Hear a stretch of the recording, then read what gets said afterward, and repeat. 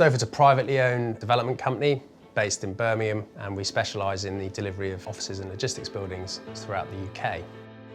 Since the confirmation of HS2 in Birmingham, the tea factory has been one of the first major commercial developments announced within the Digbeth area. The tea factory itself will be 84,000 feet of broadcasting and office space. It will be the BBC's new Birmingham home.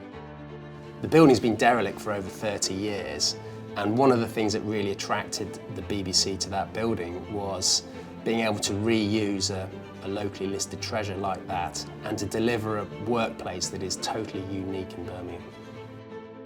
The West Midlands is a fantastic place to invest. There's a cocktail of funding that is required for the successful regeneration of areas like Digbeth. So things like the arrival of HS2, the massive amount of investment that's going into HS2 and the surrounding areas that it's delivering are critical for the successful viability of private sector-led development.